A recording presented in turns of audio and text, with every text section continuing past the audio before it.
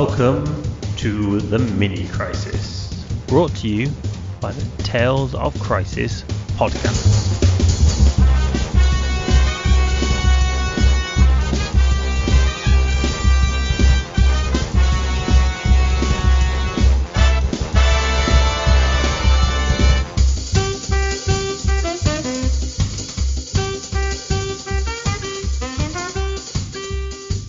Welcome to episode 7 of the Tales of Crisis podcast, with me, your host, Martin Swaffield.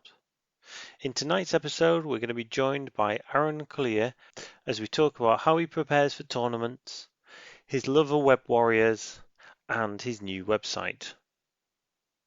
Arun is currently taking the UK tournament scene by storm, having won all the games he's played so far in the tournaments that he's turned up to, and currently top the world rankings on Longshanks. Admittedly, we're still in its infancy, but it's an impressive stat nonetheless. So check out the interview with some very interesting thoughts from Arun on how he plays web warriors and how he prepares for tournaments. Next week we'll be doing an episode to cover the reveals from Mini Extravaganza. Already there's been some fantastic reveals with some more to come, and we're going to take time to digest those, and we'll put out an episode next week to cover that. With all these new models coming out, if you are looking for anything that your local hobby store doesn't have, check out Blackgate Games at blackgategames.co.uk for a range of Marvel Crisis Protocol miniatures and terrain at discount prices. And now to the interview. I hope you all enjoy. As mentioned, I'm joined tonight by Arun Collier, and we're going to talk about a number of bits and pieces. He is currently number 1 in the world ranking for MCP, according to Longshanks. Still in its early days, I know, but he's the only person I can see that's played more than 10 games on there at least, and is still undefeated. So he's got a number of badges after his name if you look on there, so that's good news. So welcome, Arun. How are you? Yeah, thanks for having me. I'm not too bad at all, to be honest. Yourself? Not too bad. Good to be talking MCP again.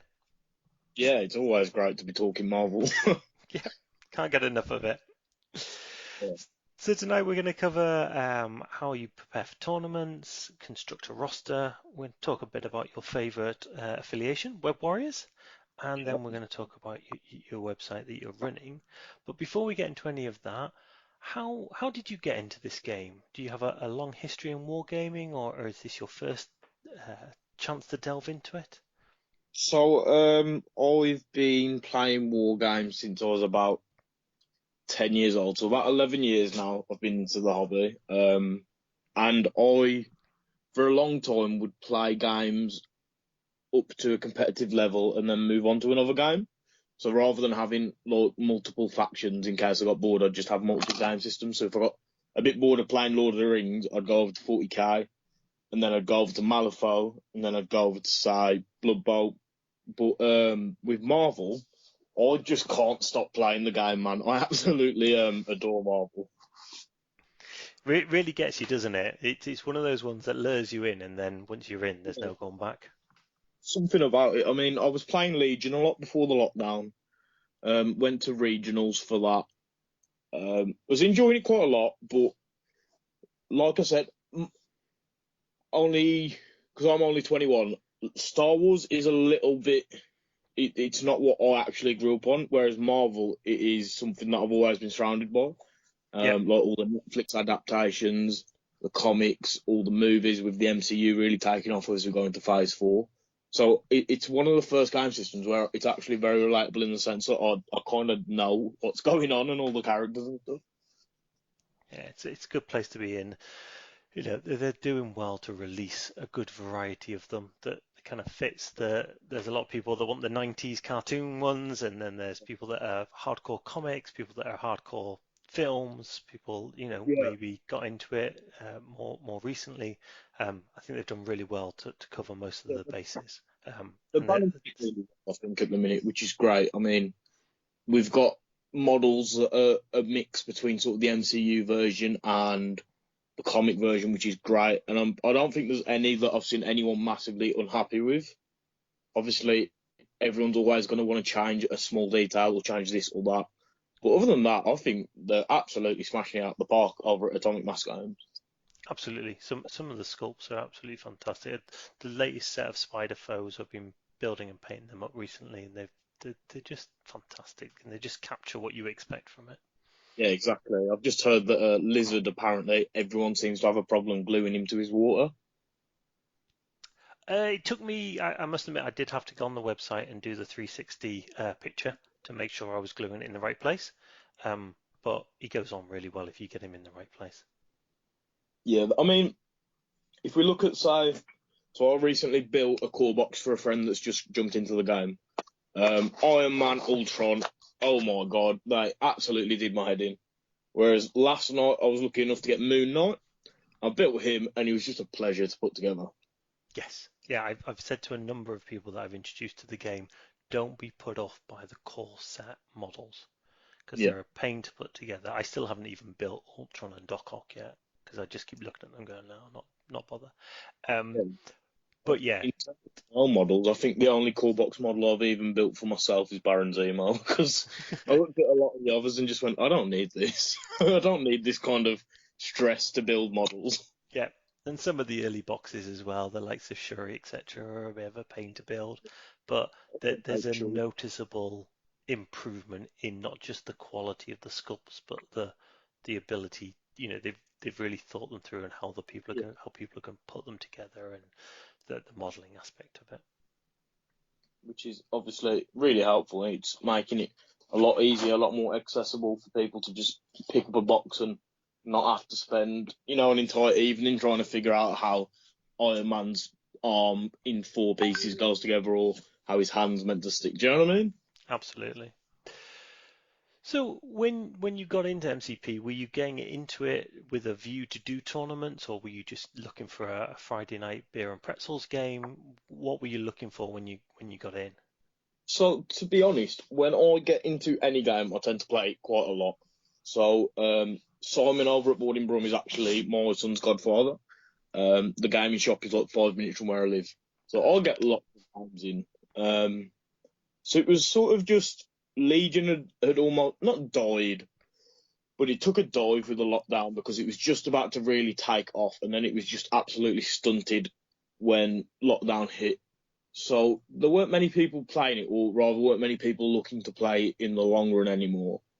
However, Marvel had really taken off still. It was, it was becoming really popular because I think the main attraction to it is that you don't have to paint the same model more than twice, which is great for a lot of people. I don't paint that much personally, but I 100% agree. It is a lot easier to paint, say, one Wolverine than 30 tactical Marines. Do you know what I mean?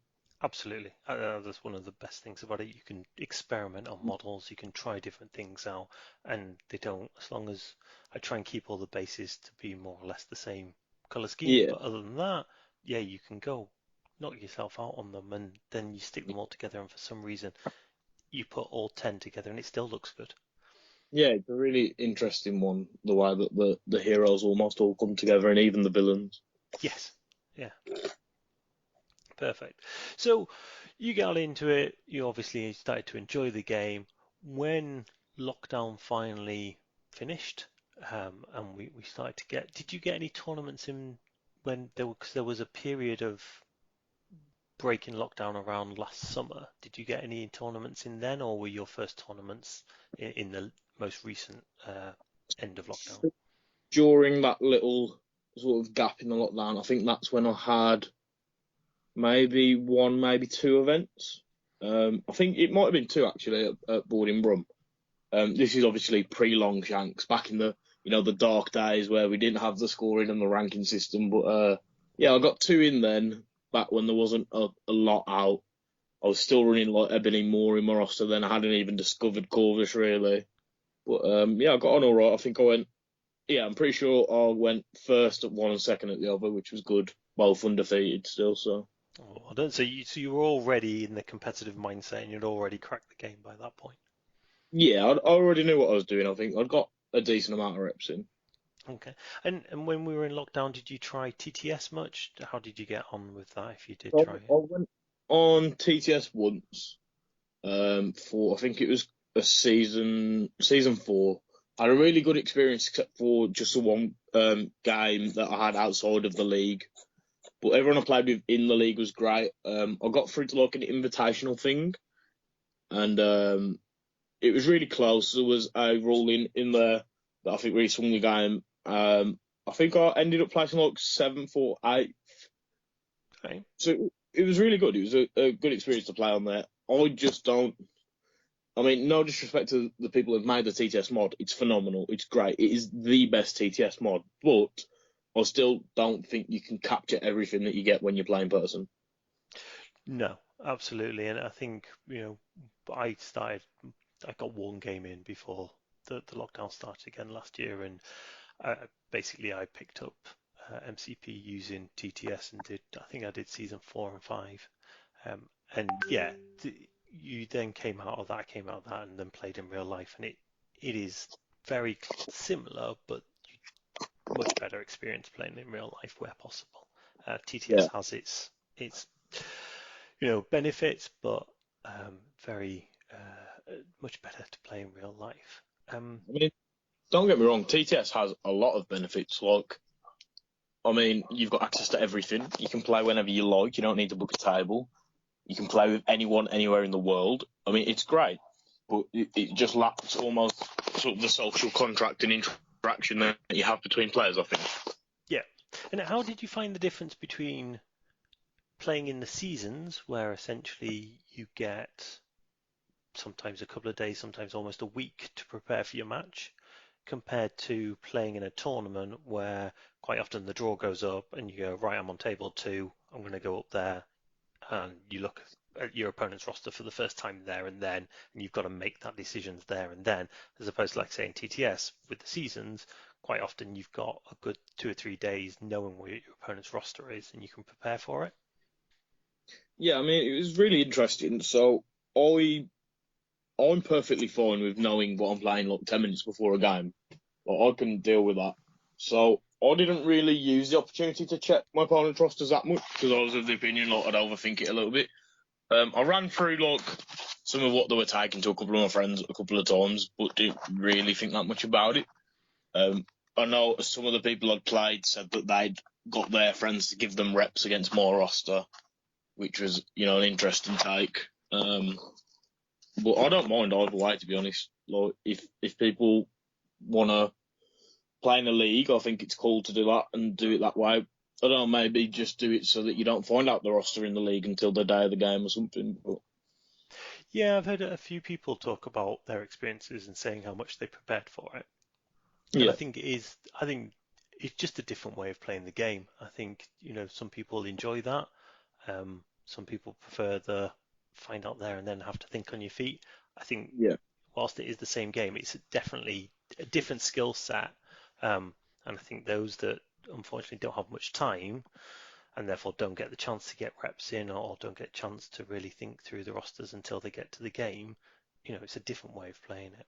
yeah, definitely. I mean, there's 100% an advantage to the fact that, I mean, with TTS, you can almost scout your opponent out. You can find out who they've played on there, talk to them. I mean, you can literally, in some cases, spectate the games, talk to people that they've previously played. I mean, when you see the roster, you're able to just play reps into it if you really want to. Yeah, So I think it's very different to playing in person because you just sort of know what you're going into already. I mean, when I play in person, it's getting to the point now where a lot of people know what I'm playing already, but it's still not to the level of where I think they'll have prepared and had reps into it if it was the same as on TTS, for example. yeah. But I think you say people probably are starting to become aware of you, and if you're not, then if you're in the UK, you should be aware of him. If you go into any tournaments, and therefore your roster is probably something that people might not get reps in against, but they'll at least consider when building rosters. Yeah. If they know you're at that event, they'll be thinking, well, there's a chance if I want to do well, I'm going to come up against your roster. So Yeah. it should get more difficult for you as time goes on. Yeah, I mean, I've had a couple of close games lately. What really caught me off was Avengers with Sam. because I hadn't played that many games into it, and it was just obscene to see 6 models at 17 that were all so good. Do you know what I mean? Yep. Or 19 or whatever it was. They've got some serious legs to walk on tournament-wise, I think, and there's definitely something there for them. Yes, I think we're going to see a lot of Sam spam in the future. So how do you go about constructing a roster? Obviously, you touched on it there. Your roster hasn't changed massively Yeah. recently, but how do you go about constructing a roster in the first instance? So I actually did make a few changes to my roster a couple of days ago. I changed 3 characters out that I'd already had in. But in terms of building a roster from scratch, so I've got an article called The Core of a Roster. I think, or I'm going to say every faction or affiliation rather, you can take 3 models, and you're going to want those 3 models in every game. I mean, in the case of Black Order, it's not necessarily 3 models; it might be 2. In Sam Spam, it might be 4. But these are the models that are the core of your team. They'll make sure you're affiliated. That's what you're going to build around. So for my Web Warriors, it's 10 threat. And I think if any team can get to 10 threat, that's a really good core. So like Midnight Suns can also do it. I think Wakandans can as well. Because what it then means is you can plan specifically what you need at each threat value. So like I know going into a game what I'm going to play at, say, 14, 15, 16, 17, 18 already, and my roster is built around that rather than just having various pieces to almost make it up on the spot. So that's the main thing for me when building a roster, is to be aware of what you need on top of a core 3 characters to make the different threat values, making sure you can play all the different threat values, and most importantly, making sure you're comfortable playing all of them. And how strictly do you stick to that? Because I must admit, when I was doing my roster a while ago, I tried to do that, and then I kept thinking, well, that's not very good into Brotherhood, or that probably isn't what I want at that threat value into, Black Order. Do you have right, at this threat value, I'm going to go with this, and then you look across at what you're playing and maybe make some tweaks, or are you much more like, right, this is the threat value, this is what I'm going with? Yeah, so for me, it's literally a matter of, if we're playing 19, it's Miles, Gwen, Corvus with Reality Gem, Venom, and Killmonger. That's it. It's not going to change based on who I play. I don't think there's many matchups at all really where I'd change my roster. I mean, even when everyone was going, "Oh, Venom and Carnage are going to be terrible," there's all these energy attacks. I was like, "Yep," but I'm still going to type Venom in every single game. Yeah. I don't think I've ever, well, at least I haven't for a long time looked across at somebody's roster and then changed mine based on Okay. what they might. That's interesting to hear because, like I say, I kind of got myself into a bit of a pickle because I went with that to start with, and then I started changing it, and then I was like, this is falling to pieces. So I might try it more, stick to what I've Yeah, gone I with, and see how that goes. completely and utterly stick to my guns. I've probably had, oh, I definitely have had at least 400 games now with those 3 models as my core. I am looking at not changing my core, but having it so my core can change Venom out for Moon Knight or Black Cat, Yeah, which is a slightly different approach. But I think as the game changes, we need to be aware that we are going to need different approaches inevitably. Not the same thing. You can't throw a ball at a square-sized hole and expect it to go through. You've got to adapt eventually. Do you know what I mean? absolutely. Yeah. So when you are there and you pick your roster, so you know what you've got there, what else are you doing as in, so that's your characters as such. What are you looking at for team tactics cards and crisis? So in terms of team tactics cards, firstly, it's quite funny. I'd I'd honestly think I'd be pretty happy just taking 5 tactics cards to a tournament. So I almost always run the same 5, and there's nothing fancy. So I haven't got, I haven't got all you've got. I don't run bit of rivals. I don't have no matter the cost. Nothing fancy at all. So the 5 I would take, if I could only take 5, are simply Medpack and Brace as my restricted cards. Climbing gear, all webbed up, and lethal protector. I mean, it's very basic, but it gives me the toolbox to do exactly what I need, and lets me adapt to what I'm playing and the situations that come up. Fair enough. I mean, 3 of those are what I nearly always take as my 5: climbing gear, brace, and med pack. They're Yeah, all good, solid choices. yeah, Climbing Gear is great. So I think really I staple those to my list. I mean, obviously I've got 8 tactics cards because you need 8 tactics cards. How often I'll use the others is a different question. I probably won't flex them in that much. I have usurped the throne, which I might take occasionally. If I come against a team where they've not got any throws really, then I'll probably put it in instead of Brace just because I might as well. I recently put Advanced R&D in and Spider Tracker. Yep. I'm not a huge fan of Spider Tracker. But to me, it's just climbing gear, a little more restricted. I get the bonus of being able to play it reactively. I 100% understand that, but I do just prefer climbing gear. Advanced R&D opens up some really interesting plays with the Web Warriors, but I've been playing them for that long that the way I play them, I almost get around the power problems anyway. So it's nice to have that, but I don't feel it's needed at the same time. Yeah, I played into Spider Trackers for the first time a couple of weeks ago, and as an opponent, it really does cause you a bit of a headache because you've got it's one of those things that you've got in the back of your mind, similar to Lethal Protector. It kind of makes you second guess what you're doing. I'm going Yeah, to do well, that, but actually that could happen, and so it does play on your mind a bit. I can see why climbing gear gives you that bit more of yeah, certainty. the time where I take Spider Tracker is actually the only time I'll probably drop Venom, which is at 14 threat. And the reason I want Spider Tracker there over Lethal Protector is because Moon Knight, Black Cat, and Miles all have stealth. Spider Tracker can actually make you move out of range of being targeted Yeah, at all with stealth, which is great. So I had, I think it was Sam Wilson moved in range to attack me with his shield so that he could push me hopefully off an objective. So I just used the Spider Tracker to hop onto the other side. I was still securing it, but now I was outside of stealth range and Sam had already used his charge. So he couldn't attack me, he couldn't get to me either, which was great. okay, that makes sense. Um, so then you've got crisis have been picked. You got your core. You know what you're playing based on threat value.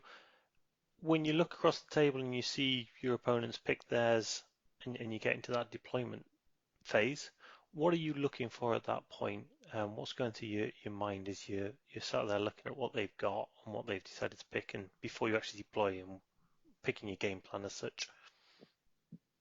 So I'll try and look. My deployment, to be honest, is more based on what the mission is and where my opponent sets up.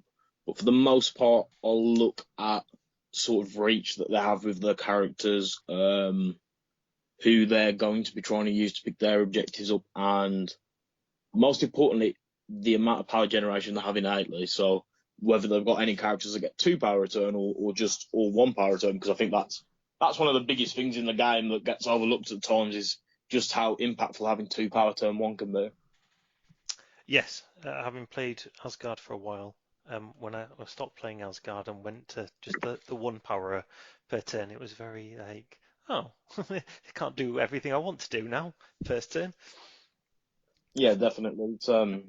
It's a huge bonus to have. I mean, it's why the X-Men get such use out of first class because it sort of gives them access to that extra power turn 1 in terms of the interact. Yeah, absolutely. Um, so do you ever feel that you need to protect Venom in that sense from somebody who's particularly good at energy attacks? Or again, is it just, right, I've got what I've got, this is what I want to do on the crisis So selection? I think most of the time, I don't think I've ever been in a situation where I've had to hide Venom away. I think most games he starts very central to the board, and in a situation where I've got someone that's going to try and ping Venom from range with energy, what I'll actually do is save the power from save some power on Gwen, um, and use Lifesaver backwards. So I basically, when he's targeted, use it to pull him towards them, so that hopefully he can counter attack. I mean, it's Right. a bit risky. I've had a couple of situations where it goes to plan for them. They daze Venom. I'm left with one character down. But then I also have the big swing and power next turn with Venom with all his power. So I don't worry too much about the idea that Venom can go down to energy. I think if you overthink it and let that dictate where you place your model, too much. You're giving the opponent the bigger advantage than just sitting there and going, yeah, I've got $2, but let's take it. You know, I've got a reroll. Occasionally you can get cover. Obviously, he's a bigger model, but Lifesaver, the reroll, make it so I don't feel that energy defense is actually too bad. $2 is low, but when you consider that the average is only 3 anyway, it's not catastrophic. Yes. Yeah, no, I think people get hung up a little bit too much on the defense dice Yeah, definitely. differences. Um, Especially the way I roll defense dice. I kind of fail whether I'm rolling 4 or 2 dice. It doesn't make any Yeah, difference. it's a big thing, but you can also do it in reverse. So if they've got a model with a high energy attack, you can use Venom to bait out where they put it. So rather than you worrying about acting reactively to them, you can act preemptively, place your Venom, and then odds are they're going to put their, say, Cyclops or Storm across from you, thinking, oh, great, energy attacks. And that can play into what you want as well. That makes sense. Yeah. You mentioned you played a vast number of games so far. How much do you rely on theory crafting and how much do you rely on playing games for when you're trying to work out what to do? So what do you mean, Sora? So do you spend a lot of time theory crafting around your roster and around plans for games, or do you base it more on your experience having done it on the tabletop? So I think just because of the sheer amount of games I get in, I do theorycraft a little bit, not a lot, but then I'd put it into practice. So it's like a couple of days ago I decided I wanted Black Cat and Toad in my roster just to try them out, and then last night I tried them both out in 2 games. I mean, honestly, I can get maybe 10 games in a week most weeks. So I'd say from in person, it's from actual experience. Whether that's off the back of theory crafting, though, I'm not sure whether you'd say that, but yeah, I like to play out and practice everything out because it's all well and good thinking something out, but the reality is always a little bit different. Fair enough. And when you see the new releases from AMG, are your first thoughts to look at those cards and really kind of dig into them and see how they're going to affect you? Or are you, again, more of a skip through it, that looks interesting, let's see what it's like on the table, let's not worry about it until I actually come to face it? I will, to be honest, look through all the cards properly when I get a chance. Sometimes I miss cards and then I end up just having to learn on the fly. Like when I played Chris in the last tournament in the final, I had no idea really what War Machine or Sam did going into it and just sort of played it on the fly. I'm cool with doing that, to be honest, but I do try and read everything, keep on top of everything, look how maybe they can fit into Web Warriors, but I'm that comfortable with my roster and I don't. I mean, don't get me wrong, like there's always something better or different, or it can do something in a slightly different way, but my roster I'm perfectly happy with as it was before. I'm perfectly happy with how it is now. I'll consider new things when they come out, and I'll consider the impact they might have on me. And I know recently someone said, "Oh, how are you going to cope with all these mystic attacks?" And I was like, I don't understand what you mean because all I lose is 1 spider sense on miles, and I'm not that bothered about that. That again makes sense. Have you got any other tips, generic tips for tournament goers? Anything else we haven't particularly covered that you think is important going into a tournament for somebody who perhaps maybe either hasn't done one before or who is looking to improve their standings in tournaments? I think the most important thing is just, I know it sounds silly, but I think in order to do well, you have to think confidently. So I think if you go in and you start losing a game and you drop your spirits, odds are you've lost the game because you've dropped your spirits. You've just got to carry on, see it all through, and don't let anyone tell you that you're doing something wrong. So for quite a while on some Discord with some accounts that aren't labelled as Web Warrior protocols, friends of mine have been like, "Oh, actually, I know someone who plays Web Warriors this way, and they do really well." And they've been told that they're wrong and that that's not how you play Web Warriors. And I'm sat here like, I mean, yeah, sure, you can have your opinion, but I'm doing okay. I'm pretty good. Like, I'm sitting in a nice place with my Web Warriors. You can tell me that's not how you should play them, but they speak for themselves. So I think just be confident in what you want to do, go in with a plan, don't let other people tell you how you should play your game. And play for yourself and be confident. No, absolutely. I think the joys of the internet is everybody has an opinion. Yeah. And I think one of the joys about this game as well is that, there are some clearly better ways of doing things, but on its day, most things can beat most things. And as you say, if Yeah, you've got a plan and you're confident with it, then sticking to that makes much more sense than constantly yeah, trying to chop and change. yeah, 100%. So we move across onto Web Warriors now. So what initially attracted you to Web Warriors? Was it a love of Spider-Man like a lot of people, or had you tried out a number of different affiliations and they just fitted your playstyle? So I hadn't tried any. I'd not played Marvel, and I went straight to Web Warriors purely because of Venom. So when I saw Venom, I was like, I want this. I need that Venom model. I need to be able to, throw Venom down, have Eddie Brock, smashing the place up, going about. I love his character. I love the recent movie.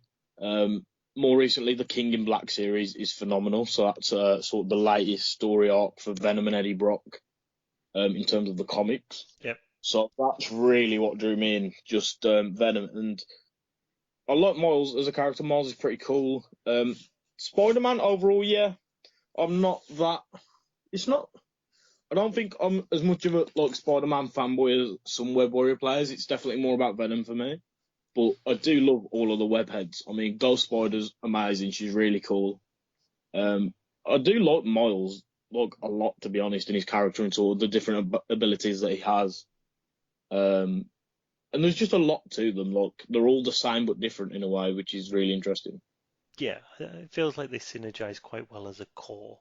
Um, I suppose your other option was you could have gone Spider Foes if you wanted Venom, but Yeah, I think you went for the right way, especially in the early yeah. days. I think back then as well. So I think Miles and Gwen had not long dropped, and there wasn't really any Spider foes. I also really, really dislike Green Goblin. I don't know if that's a natural web warrior inside of me telling me that he's the enemy or what. I just don't like him. I'm not a fan of him. So whereas with say the web warriors, I like all the models. I'll play them. I don't really agree with playing models that you don't like. So Modok, for example, is an incredible character. I think he's incredible in Web Warriors, but if I was asked to take him, I'd be like, no, because I think he's ugly as sin. I hate the model. Same as there's a couple of models that are really good, and it's just for me, I don't like the models, so I'm not going to play them regardless of how good they are. Fair enough. It seems to have worked so far for you. Yeah, I mean, it's working out, yeah. Yeah, and so was that core that you talked about earlier, was that something you settled on quite early, or did it Yeah. take a bit of practice to get to that point? Well, I think it was really early on, because, like I said, I, I don't know if the best way to explain it is weaponized autism, but I like things a very set way. So having a permanent core works for me. So from the very start, it was sort of like that's what I'm going to take every game. That way, I know it. I don't have to mess around. I know I've got that. Let's work from there. So from very early on, I was playing with that affiliated core. I don't think I've ever really changed it. I've maybe had about 4 games without Venom just to try other things, but that's about it. Okay.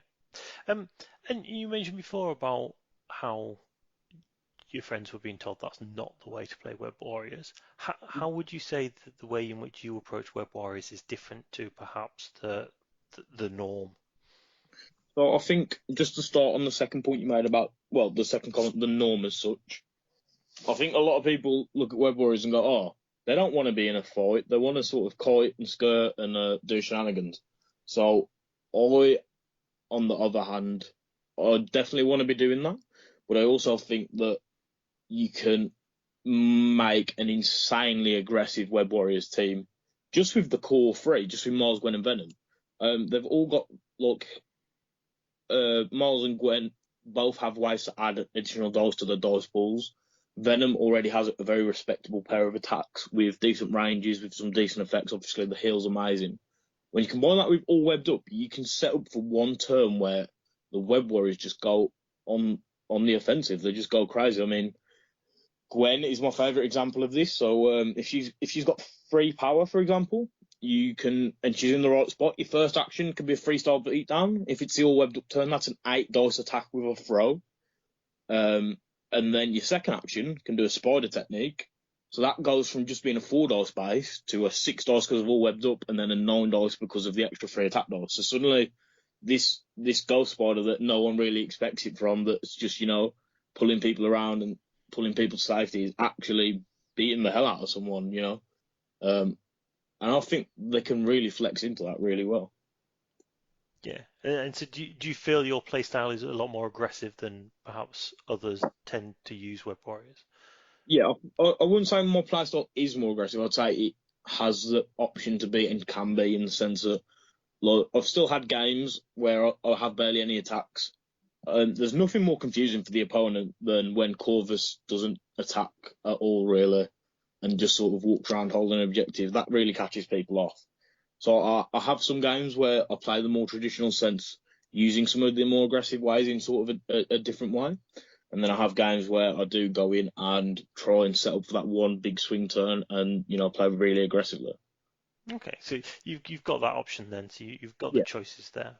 Fair I'm enough. definitely not limited in any way to either, Okay. at all. And the great thing is, my teams as well, I can swap mid-game from going on the offensive to going into control, or going from control into being extremely aggressive, which is what I like the most about the Web Warriors, that no one can really know what my game plan is, because I can just swap it out at any moment, and that's what catches people off.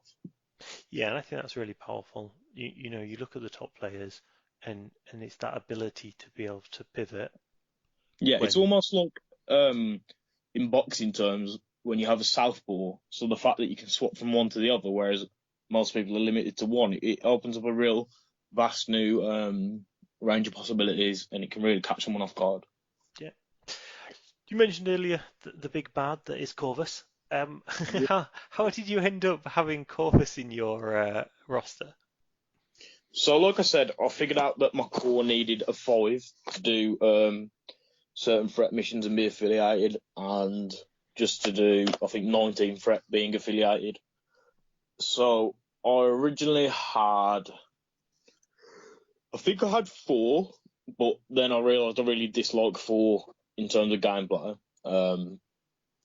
Then I went over to Ebony Moore, because Ebony Moore just seemed, I liked Ebony Moore as a character. I liked the entirety of the Black Order, but Ebony Moore at first was the one that shouted to me, that was sort of like, oh, that's interesting. I played him in an event, went 4-0 with Ebony Moore, and in one of the games came against Corvus for Reality Gem, and sort of had a couple of turns where it was a little bit ropey, where Corvus was just going crazy, and I managed to play around it. And then after that, I was like, okay, I'm going to try him out as a 5 threat. Someone pointed out that he's not actually a 5 threat and that needed the gem, but at that point I was only using like 7 or 8 of my roster slots anyway, so I was like, that's fine, let's have a go. And I think Corvus really leans into both the aggressive style of play and the control aspect of Web Warriors. And what I mean by that is, obviously Corvus doesn't have any pulls, pushes, throws, nothing like that, but you can really dictate and control the board just with where he stood. Death Blow's a great attack for repositioning. I mean, a lot of people don't use it. I like Atom Splitter when needs be, and he can just really dictate the board. Yeah, it was a real surprise when I saw that you were running Corvus within Web Warriors, because I kind of looked at it and, well, okay, not seen that before. But Yeah, that's when you, what everyone tends to say. A lot of people look at Web Warrior roster and they're very confused, and I think that plays into the roster a bit. The fact that it at times catches people off guard. Like I said again, it can appear to be wanting to do one thing and just completely switch it up. yeah. So do you run him at other threat values other than 19? You mentioned you put him in at 19. Have you found that? Yeah. So at 18 threat, he makes an appearance with Proxima, because it's obviously a really powerful combination. Being able to control the priority, Proxima is incredible in the Web Warriors. She has, invulnerability and martial prowess, so her defensive ability is already really high. I was running him for a long time at 15, so I'd take Miles Gwen, Corvus, Reality, and Venom. Now I'm looking at possible other builds, going 5 wide at the lower threat values. It's just a matter of trying them out because, like I said, Moon Knight, I've only recently got him along with Toad, who is actually the first time I've run a 2-threat character. But at 19 and 18, Corvus is definitely making an appearance, as well as at 20. Fair enough. So how do you find playing the same affiliation over and over, given there are so many other options out there in the game? How have you managed to stay focused on just... To be fair, this is one of the things a lot of people ask, and are you not bored of Web Warriors? And if I'm being honest, I'm not at all in the slightest. I could carry on playing Web Warriors indefinitely, and I don't think I'd have a problem with it. I don't know if it's just me, if it's different people, different things. I just don't. I tend to enjoy having something that I know how to play and, that I know what I'm doing with, and that's just how I've enjoyed the game. Whereas my friend Elliot, for example, he likes changing, a lot day in, day out. He'll be trying different things, and I mean that's on him. That's how he wants to play, and I think we all have different things we do when playing and enjoy doing. Fair enough. I did mention I was talking to you on our WhatsApp chat the other day, and I got a couple of questions, and one of them I thought was quite interesting. So, what 2 characters would you choose if you were forced to drop Proxima and Corvus, for example, at a team event? So if you're going to a team event and there's Black Order guy and they want that, and you're like, right, fine. What else outside of those ones would kind of attract you at the moment? So in terms of a 5-threat and a 3-threat, I'd probably be looking at Scarlet Witch and Iron Fist, maybe. I mean, they're both really powerful, independent characters. Yeah. I had Scarlet Witch in my roster for a long time anyway. She's great, don't get me wrong. But, yeah, Scarlet Witch and Iron Fist are the first 2 that come to mind. For 3 threats, I like Punisher as well, to be honest. I know not a lot of people run him, but I actually think he's really good. Okay. Other 5 threats, Angela, again, she works with what I want to do quite nicely. So I think in answer to that question, if I had to drop Corvus, I'd be replacing him with Angela or Scarlet Witch. If I had to drop Proxima, I'd be replacing her with Iron Fist or possibly even the Punisher. Makes sense.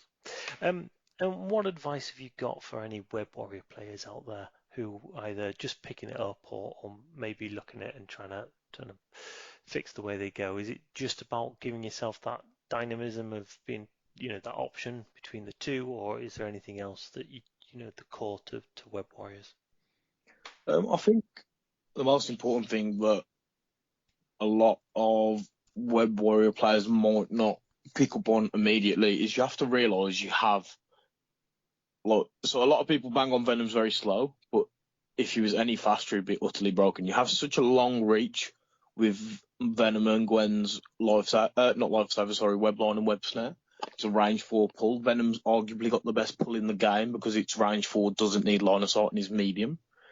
So I think just look at the board and really try and scope out how far your reach actually is. You can have Venom doing attacks turn 1, which, a small move, not many people would think that. You've just got to really lean into the potential shenanigans almost and the movement that the Web Warriors have access to. Excellent. Good advice. I've not managed to play Web Warriors yet. Played against them a number of times, but not actually run them myself. So hopefully that's good for those that are out there that are either thinking of picking it up or currently running. I think the other thing is as well, every attack, for Miles, Gwen and Venom at least, every attack on the card has its use and is very useful. So Impact Webbing's an amazing attack to get 1 power, just to do a web line, for example. Freestyle Beatdown has the throw to move someone off. Spider Technique, the free advance off, it's great. You can almost look at it as if you're going to move anyway, you might as well roll the 4 dice and take it. It's almost a free attack. If we look at Miles, the Web Swing and Venom Blast are both phenomenal attacks. Web Line obviously boosts him up to 6 dice. The throw is incredible. Venom Blast, arguably the best attacking my roster, I'd say, just because it's automatically making the opponent drop all of their tokens. And then again, with Venom, a lot of time you'll get hit and your immediate instinct will be to do, we are Venom to try and heal. But sometimes it's worth just doing the strike, just so you don't give them too much power, but you give them the bleed, which is also great. So I think it's important to make sure you use the entirety of your cards and don't focus too much on, say, we are Venom every turn or just web swinging every turn with web kicks with Miles. You need to use what you have available to you. I mean, at the end of the day, that's why we take these character cards for everything that's on them. So we might as well use everything that's on them. Yeah, no, that's great advice. I mean, one of the things I'm starting to do more in my games is trying to focus on why am I doing what I'm doing, and is there a better option on the card? I think you do it's easy to get caught into, right, this is what this character does best, and that's what they're going to keep doing, but actually stopping and thinking, is that the right thing in this situation? Yeah, you can quickly fall into familiarity. So you can quickly fall into, say, the pattern of, every turn with, say, Valkyrie, I need to move, throw, and attack someone. But it's always important to remember you can just as easily you can just as easily say charge and then attack again. You could move, and then throw. You could move and then charge. There's so many different combinations of all the things, and when you've got great character cards like Miles, Gwen, and Venom, the different amount of things you can do, it's just important to know what you're capable of. Absolutely. So the other thing that I wanted to talk to you about on this episode was around your new website. I say new, it's been going for a couple of weeks now, hasn't it? But you've been pumping out the articles. Yeah, so it was a month old a couple of days ago. Obviously, I named it Web Warrior Protocols for obvious reasons. It's the only affiliation I play. I toyed with some other ideas. So at one point, I was thinking of starting a podcast with a few people, and we were looking at calling it the Miniverse of Madness. Then I was looking at calling it Lethal Protector, but I thought that was a bit too edgy. So in the end, I went with Web Warrior Protocols. The only other one I was looking at was the 14th Legion, which for a long time has been my Instagram tag for both doing commissions and for wargaming. But I think making the change to Web Warrior Protocols, it's very quickly identifiable. It's very people know what that is and who it is. It's like Xavier Protocols. Everyone knows who that is. And I think Web Warrior Protocols is a bit more iconic and identifiable rather than, say, the 14th Legion or Lethal Protector, which is cool. Like you said, I've been trying to smash out content. I almost feel bad if I don't do a good article on a day. So I feel like today, for example, I've put up the post about updates and sales, which is great. But part of me is like, I should really be doing a character breakdown or something, which there's plenty of time to do that. I can keep pumping them out. It's been really helpful to have some feature articles from different people. So a lot of people at my local gaming store, my sponsor board in Brum, have put forward some stuff that they want to post up, which has been great. It eases the pressure a little bit. I actually started college today, so a little bit more time intensive means I might have a little less time for the articles, but I'm still going to try and smash them out. I'm looking to feature on as many podcasts as possible. House Party Protocols, I'm now on there once a month. I was going to ask you, actually, if I could maybe make a regular feature on Tales of Crisis on your thing. I'll be coming onto Morlocks as well soon. And tomorrow I'm on a YouTube channel. So this week's been really busy for content creating because I did House Party Protocols yesterday. I'm doing this podcast today, and then I'm doing a YouTube video tomorrow. But it's great. It's what I enjoy. So, I can never complain that there's too much of it because it's what I want to be doing anyway. Fair enough. So if people want to see it, it's webwarriorprotocols.com? Yeah, it's webwarriorprotocols.com. Nice and simple. Excellent. And what kind of things are you covering on there? Like you mentioned character breakdowns. I've seen you do some kind of tournament coverage as well. Sorry to cut you off, but because I'm posting so frequently, I'm covering quite a lot of things. So I think if I was only posting, say, once a week, I'd have to, pick a category and sort of stick to it. But at the minute, posting daily means I can just cover loads of different topics every week. So I'm covering roster building, new character breakdowns, character breakdowns of previous characters. So my plan is to do an article for every single character in the game. I plan to do some Crisis card articles at some point. I like doing more series of articles called the next event. So it's just a little bit of preempt towards whatever event I'm going to next. What people who are going with me are taking. I like to do my event write-ups as well. Just loads of different things, to be honest. And if anyone ever has anything that they'd like to see, I'm also more than open to suggestions. The only thing I don't want to do is sort of become like a statistics blog. I don't want to have a blog or a website rather that you go onto and it's just full of like numbers and charts. I mean, as helpful as that is, it's already out there, so I don't need to be doing that. No, that makes sense. And as you say, there are others out there that are covering those things, so it's good. It's been great because it kind of keeps popping up, and I've been sharing them on Twitter and all over the place. Yeah, I really appreciate it. Obviously, I mean, at the minute it's completely like there's no profit being made. It's not monetized in any way. It's completely free to view. That's how I want it to stay. I don't want to ever put anything behind a paywall. Um, you know, so it's great to see when people share it because it really helps get that exposure and move it along. You know, I don't expect people to share it. I don't expect anyone to feel obliged to post it up, but when they do, it's really great and it shows appreciation, which is the main thing. Oh, it's definitely worth checking out. So I'll put the link in the show notes for anybody that wants that. But yeah, I would highly recommend go check it out. Read a couple of those articles. And as you mentioned, you've got some guest ones on there, and I enjoyed one of the guest ones the other day. That was just something a little bit different.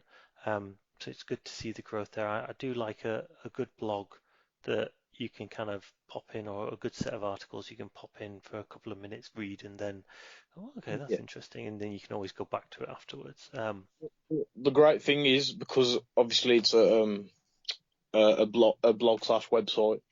As it grows, it's almost like a library. So when a library first opens and it only has a few books, you can only read those books so many times. But you know, posting every day means very rapidly the amount of content's growing. You can go on the site now and spend a good couple of hours. I think read if you want to. You don't have to obviously, but if you want to read in all the different articles.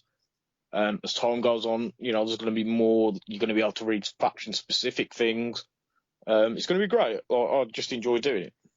Yeah, and it's that good thing that either you can drip feed yourself of it and every day read the article, or you can Yeah, go and binge it. It's almost like having Netflix, isn't it? Where all of a yeah, sudden you go and binge a box set of something. You can go and binge a load of articles if you want to, or you can just pick them up as they go. yeah, definitely. And I mean, I'm trying to go to as many events as possible as well, which means people can constantly see, the different things being played, the different things I'm trying or taking, and it's just an enjoyable experience. Yeah, absolutely. And how are you finding the tournament scene for MCP? Obviously in the UK. It's super super healthy. I mean, a lot, and I genuinely mean this. A lot of games have super toxic communities. I've had so I'm a person of colour myself, so I've had some games against certain opponents where that's very clearly almost an issue. Had some games where with people cheating, people not being very nice to play against. You know, I've had one game where someone told me to cheat myself, and I was like, if you want to win that bad, go ahead, crack on. But with the Marvel, like especially like the higher up. So I've obviously played in a lot of finals. I've been to 7 events. I've been on top tables every game, and I don't come across toxic players. So that's great for me. It means if you can have such a positive experience at the high end of it, it just shows to me that it's going to be a really consistent, enjoyable experience for everyone, which is the main thing. Because there's nothing worse than going to a tournament and leaving with a sour taste in your mouth purely based off of player experience. Absolutely, and I think, but similar to yourself, I've had some very negative games on other game systems, and Yeah, it's never a great experience. Normally they are yeah. rarer, but it's still it's not what you want. And I've only done. Sorry, go on. But it doesn't happen often. Yeah, But when it does, it can really ruin almost. It can almost ruin a game system for you if you have a really bad experience, which is a shame, obviously. But a lot of people say don't let others dictate to you what you play or what you do. But it's gonna to some extent. You have a bad experience, you're not gonna, want to revisit that. And luckily, yes, like I said, I've not had a bad experience with Marvel. I've had a couple of opponents be a little bit salty in the early rounds of the tournaments recently. So sort of like they've drawn against me and gone, oh, I was really hoping not to play you. But then as we've played, it's become a really enjoyable experience. It's become something like more of a laugh, and then in the end, it's actually turned out to be fine.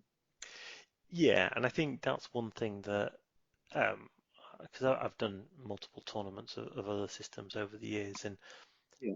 you do get often people will say something at the very start of a game and not mean it. They'll say it, and you'll be like, oh, it's going to be like that. And then as it goes in, it's actually Yeah. quite enjoyable. But sometimes you turn up. I remember when I ran Zinch when I was doing AOS. You put Oh, Zinch okay. down and go, oh, I'm not playing Zinch.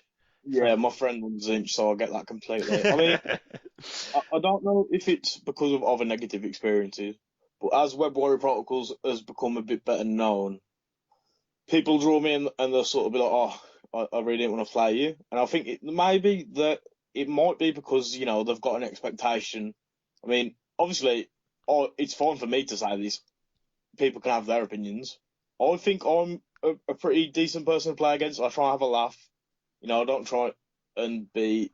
I'm not that guy. I'm not going to be like, "Oh no, you've put your model down. You can't go back." No, I'm pretty lenient with it, pretty loose with it. Like, I think some people maybe expect that when they play someone who's classed as a tournament player, that it's going to be a negative play experience. I just want it to be as engaging as fun for both of us, regardless of the outcome of the game.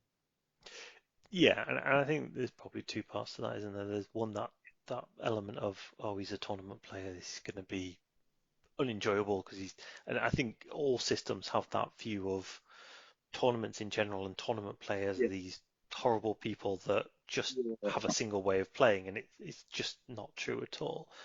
yeah. But these tournament players are these horrible, horrible people that don't care about the lore or the fluff. They're just there to, Yeah. try and smash everyone. Well, it's really not the case at all. No, not at all. And I think also you probably as you become more known and you win more tournaments, that does be the other side of it where people will be like, oh, I didn't want to draw you this early because that's probably going to knock me out of contention. Yeah. Um, So I think there's a guy, David Grant. Um, he jests obviously, but we've both shown at 3 events, and he's played me at all three, and he's ended up going 3-1 at each event because he's beat everyone else but me. So it's sort of I keep taking away his chance to yeah, place. I mean, he laughs about it. He's a decent guy, which is the main thing. I know Quinn as well, Quinn Duggan. Jives about it. We played in the one event. He was playing a more like, casual roster at that time, but then he was also saying at the next one that he really didn't want to play me in the final. Which I mean, it's part of the game. We've all got to play each other inevitably, especially if we're doing more and more events. So I'm happy to play anyone. I mean, people might not be happy to play me, but it is what it is. You know what I mean? no, absolutely. And I think it's good to challenge yourself against the players that are Yeah. doing the best. So Well, to this is take it it. as a positive. People always learn a lot.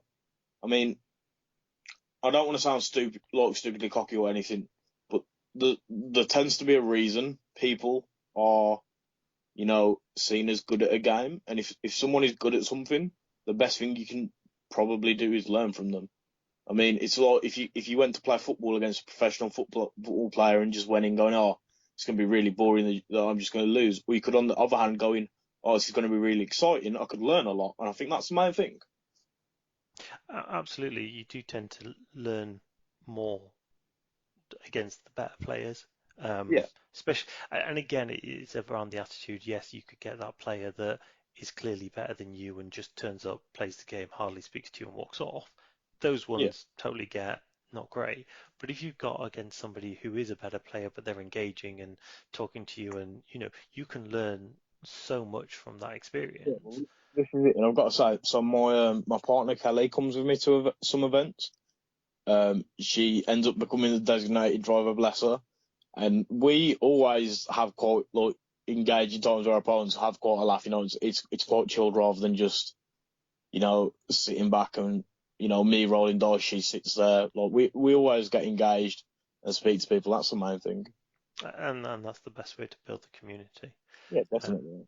and as you say, it is a growing community at the moment. I think you're very well placed down in Birmingham and the Midlands, etc. There seems to be a real hub: Derby, Nottingham, Birmingham. Yeah, we've really started to grow it in my local area. So we had an event that was 48 players, which I believe was the biggest one we've had so far. Obviously, we're going to have the one in Element Yep. at the end of October. That's 64 people. It's going to be a bigger event. It's going to be great because, I mean, the game can only get bigger and better, which is the main thing.